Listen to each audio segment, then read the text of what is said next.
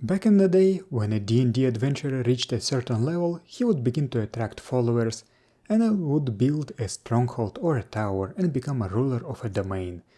This aspect of the game was deprecated in D&D 3.0 because… I don't know why, just because.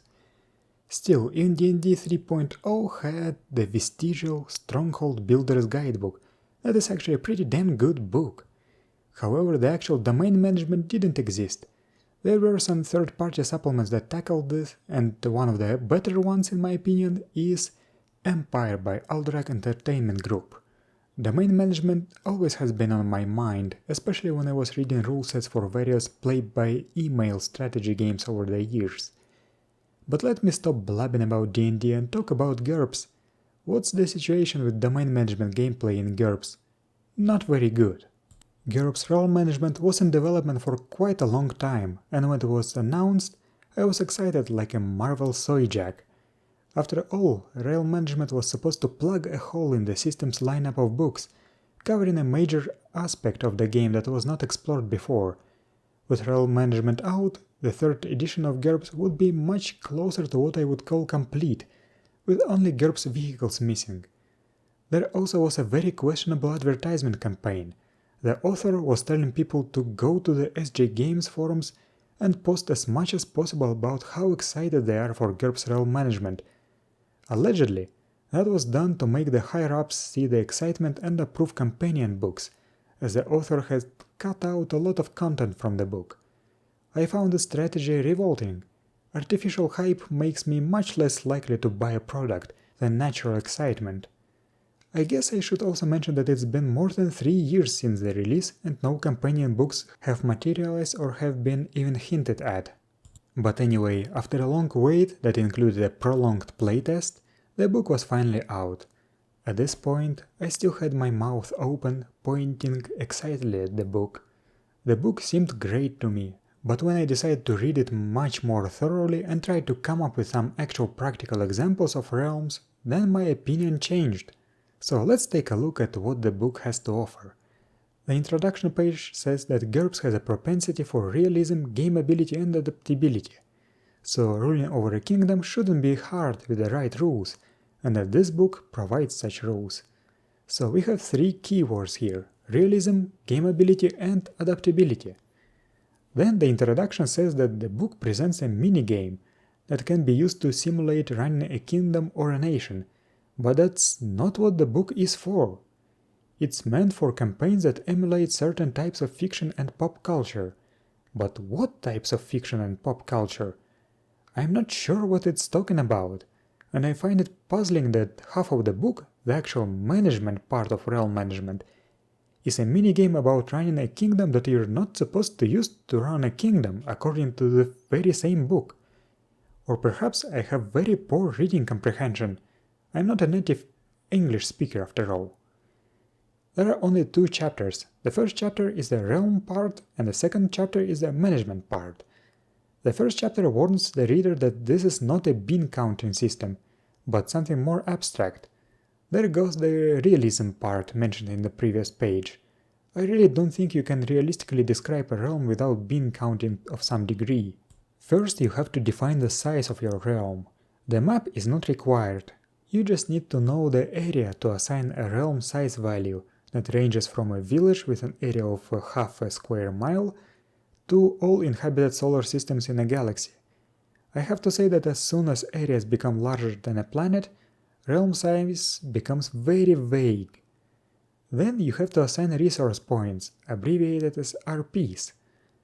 They represent the realm's combined manpower, assets and general power. You use up the resource points during your turn, spending them to perform actions. Here's one of the weird things. The GM decides how many RPs a realm starts with, and size doesn't matter. However, each resource point costs 0.5% of a realm's base realm value, and bigger realms generally have higher realm value. So a resource point of Latvia costs several orders of magnitude less than a resource point of China, but can be used to accomplish just as much when, for example, Latvia uses 2 RPs to use the sabotage maneuver on China. The other problem is that there are absolutely no guidelines for how many resource points should a realm have. Resource points are abstract, but you still have to know how many abstract points you need. When making characters, we know that a normal human has 10 strength, 10 dexterity, 10 health, 10 hit points, 10 fatigue points, but for realms there is no way to tell. Should you give yourself 5 RPs? Should you give yourself 500 RPs? Who knows? Now, resource points were not made equal. There are 4 different categories: agriculture points, luxury/precious goods points, natural resources points, and workforce points. Agriculture points consist of livestock, fiber crops, food crops, fuel crops, and function crops. You would think that they are required to feed your realm, but realms are considered to be feeding themselves by default. Agriculture points can only be lost to random events and sabotage, and they cannot be spent on anything but trade. But why would anyone buy them if the only way to use them is trading them away? Even if you get a famine random event that depletes your agriculture points, you can use natural resource points to negate the effects, because those also contain edible resources such as fish, game, and berries. In some situations, even luxury and precious goods points can be spent on that, as they can represent edible stuff. Overall, it seems that the agricultural points are pointless, pun intended. Natural resource points represent a realm's access to raw materials such as lumber, metals, and stone, but it also includes certain edible resources, as I said before, and may intersect with luxury/precious goods points. Can you guess how you can use them? You can trade them away or convert them to luxury/precious goods points and trade those away. Luxury and precious goods points represent finished products. If you possess the skill of pattern recognition, you probably can guess how they can be used. That's right, you trade them away. Although there is a way to spend them to get a bonus to martial manpower maneuver. That's it. Now the workforce points. They represent all the people of your realm that do stuff. Now, these points are actually useful, as you have to spend these points to perform realm maneuvers. After that, you define other properties of the realm, such as its population, citizen loyalty, infrastructure rating, conformity rating, openness rating. Let's take a look at some of this stuff. For example, infrastructure rating. The book says that it gives a modifier to management skill rolls when it comes to moving troops, garnering information, or anything else the GM deems infrastructure would affect. Let's see, moving troops. What does that mean? That's the use of the martial manpower maneuver to move troops to resist an invasion or send in forces to invade. Realms in this minigame are abstract, homogeneous blobs, so moving troops to resist an invasion doesn't even make sense. The troops are already there. Distances are meaningless here. In GURPS Mass Combat, there is indeed a role tied to forced march, and I guess the infrastructure rating would affect it. I also find it strange that the infrastructure rating isn't even mentioned in the martial manpower maneuver. Other than that, the only mentions of infrastructure rating in the game are ways to increase or decrease it, but since the moving troops thing is so vague, this rating seems completely meaningless. Why bother increasing or decreasing it if it doesn't actually do anything?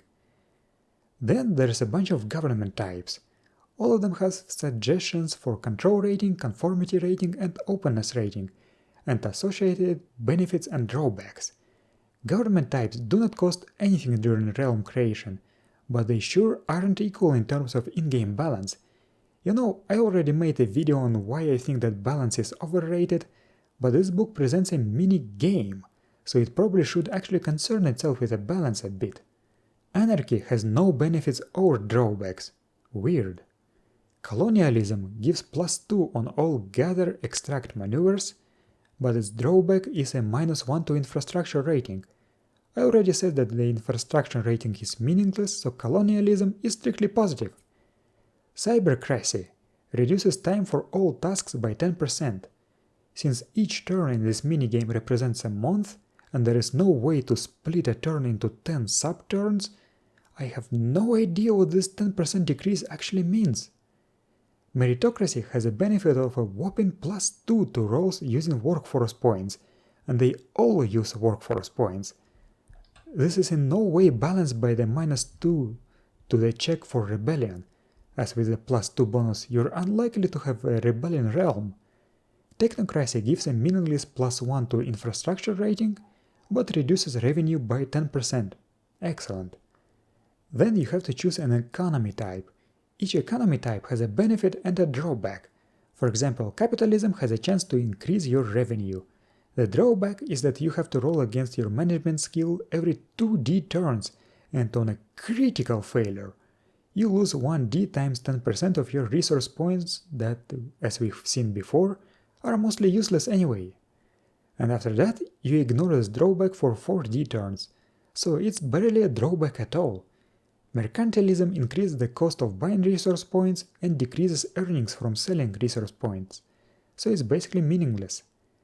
Post-scarcity/utopian economy gives a bonus to status and citizen loyalty, but whenever you gain a workforce point, and that is the only useful resource point, you have to roll under 4+ conformity rating or lose that point. I have to remind you that the highest rating is 6, basically a hive mind.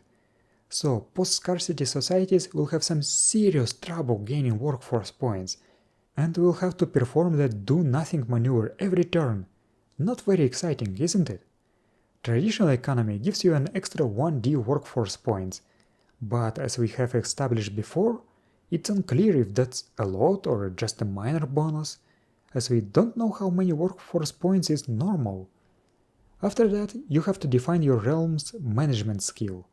This is something like a wildcard skill that is used for most maneuvers. You can also modify it to be able to perform multiple actions in the same turn better.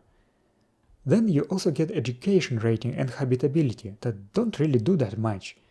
Habitability does apply modifiers for some skills for characters, but it does absolutely nothing and cannot be interacted with in the context of the realm management minigame. After you do all this and apply whatever other realm modifiers you want, you calculate your realm value and military resources. Then you're done, you have a realm. But what do you do with the realm? You manage it, and that's what chapter 2 is devoted to. This is the minigame part of the book that gives you mechanics for interactions between realms and within realms. Each turn is equal to 1 month, but the GM may change that if he wants to. The turn starts with a roll for random events for each realm, then each realm performs a maneuver. The chapter describes itself as Combat Light for realms, but it feels nothing like it. Combat has a goal, you have to defeat your enemy. Realms have no hit points, they only have these ratings that don't really mean anything, and resource points that don't really do anything. Sure, you could conquer another realm, but the book says to use GURPS mass combat for that, which makes realm management useless in that regard. I do not understand what the point of this entire chapter is, as your actions feels as if they serve no purpose.